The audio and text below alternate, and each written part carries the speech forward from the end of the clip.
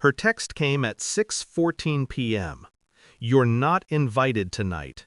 Not until you apologize to Claire." I read it 3 times, each word slicing through the silence of my study like a paper cut that refuses to heal. My wife's sister, Claire, the woman whose house I'd been paying for. She'd moved in last month, a new white villa with glass walls, a stone driveway, and the kind of hollow laughter that echoes off polished marble. I knew every tile, every inch of it, because I'd bought them. For a year, I'd been quietly paying that mortgage. My wife said it was a temporary favor for family, just until Claire gets back on her feet. And now, I wasn't invited. I stared at my reflection in the black screen of my phone. My eyes looked calm, too calm. She'd said it like a command, not a request. My wife used to know better than to speak to me like that. The next morning, she acted like nothing had happened. Pancakes, soft music, and her favorite perfume, a sweet floral scent I'd once loved but now couldn't stand. "Are you working today?" she asked. "I always am," I said. She smiled, kissed my cheek, and walked away humming a tune I didn't recognize. I watched her leave, light, careless steps. She'd grown comfortable in her deceit. It wasn't the housewarming that bothered me, it was what it symbolized. She and her sister had always shared everything, clothes, secrets, lies, but this felt different. There was ownership in her tone, authority, as if I'd become the outsider in my own marriage. Later that day, I logged into the joint account. The payment had gone out again, $3,472.81, to C. Fletcher, Claire. A year's worth of payments, over 40 grand. When I first agreed, I thought I was doing something noble, helping family, strengthening trust. Now it felt like financing my own humiliation. That night, as my wife slept beside me, I scrolled through messages between her and Claire. Most were mundane, but one stood out. "He doesn't need to know. He just pays." I didn't sleep after that. I began observing her, not openly, just quietly, like an accountant auditing his own destruction. Her phone was always face down now. She took late calls on the balcony. She started dressing better for errands. When she laughed, it sounded rehearsed. I started taking notes, timestamps, behaviors, receipts. I wasn't trying to catch her in an affair. I was dissecting a performance. Every lie has a rhythm. I was learning hers. 3 days later, I called the bank that handled Claire's mortgage. The woman on the line hesitated when I gave my name. "Ah, yes," she said finally. "Mr. Fletcher, you're listed as the primary guarantor." "Guarantor?" "Yes, your signature's on the loan documents."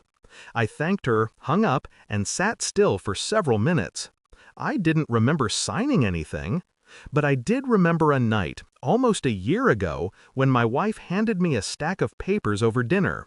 "Tax documents," she'd said. "Just need your signature on page 3.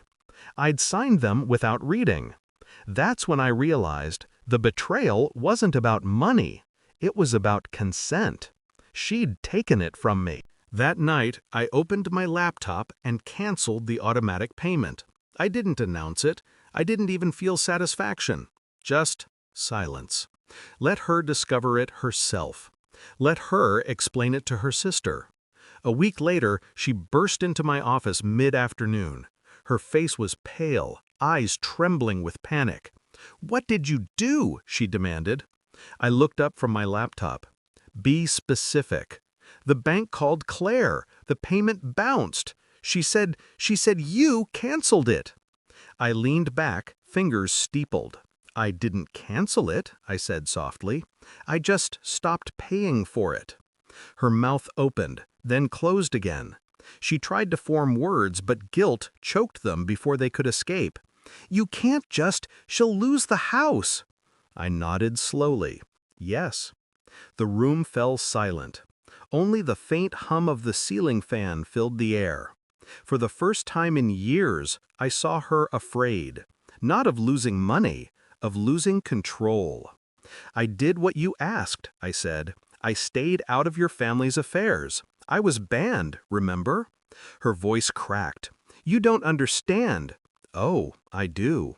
I reached into my drawer and slid a printed bank statement toward her. "You both lied to me. For a year. You used me." Her eyes welled up. "Please don't do this." But it was already done. The following night, she called again, crying this time. Claire was furious, threatening lawsuits. My wife begged me to fix it. I listened in silence. When she finished, I said, "Tell her to sell the car, the one I bought her last Christmas." A pause. Then, "You're cruel." I smiled faintly. "No, just finished being generous." Then I hung up. That weekend, I received an invitation from my daughter-in-law. Thanksgiving dinner. "If you want to join, come wash the dishes," she'd written, mocking the quiet rumors about me being cold, unhelpful, distant. So I replied with a single word, "Enjoy." A week later, I posted photos of my new villa in Switzerland. The lake view, the glass walls, the quiet. 71 missed calls followed. Not one of them was from anyone I respected. I sat by the window of that villa a month later, watching snow drift down like ash. The silence was heavier here, but honest. No one asked me to apologize. No one demanded my presence. No one lied about gratitude. I thought about my wife sometimes, not with hatred, not even with sadness, just the way one remembers a wound long after it's healed. I poured myself a drink and watched the ice melt. For the first time in years, I didn't feel anything. Not anger, not regret, just peace. The kind that comes after fire, when all that's left is the truth and the sound of your own breathing.